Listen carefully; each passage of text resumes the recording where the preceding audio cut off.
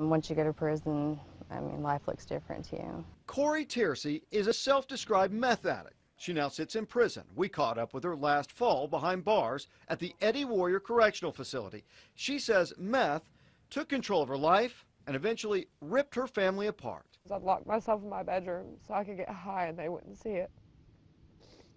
And my son would always ask me, Mom, are you going to the bedroom and locking yourself in there again? He knew.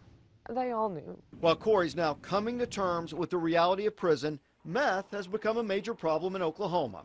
Last year was a record year for meth lab busts, costing the state millions and putting innocent lives in danger.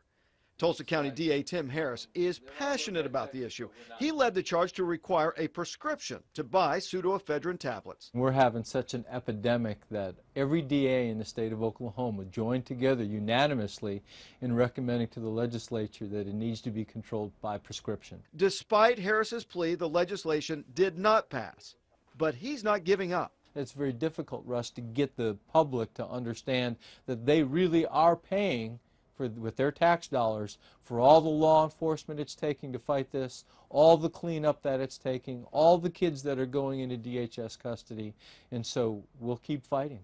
Instead, lawmakers did pass a measure to limit the amount of pseudoephedrine people can buy and to increase tracking of sales. Supporters call it one of the toughest anti-methamphetamine laws in the country without penalizing everyone. And that's all we're trying to do, is give them more information to enforce the laws without hindering law-abiding citizens who use Sudafed for legitimate purposes. Under the law, Oklahomans are limited to 3.6 grams of the drug a day, 7.2 grams in a month, and a yearly limit of 60 grams. We're optimistic about making an impact with some of our labs, and we're real encouraged by the bill. Darrell Weaver's the director of the Oklahoma Bureau of Narcotics. He says his organization is excited to have a new tool in the war on meth and believes joining the Implex national tracking system will also make a difference. It's a national tracking system which will not only include Oklahoma purchases but also the neighboring states. So we're real excited about that. Some in law enforcement, like Rogers County Sheriff Scott Walton, hope it'll help, but are taking a wait-and-see approach. Certainly a step in the right direction, and we may have shut that door partially, but I think we're still a long ways from closing that door completely.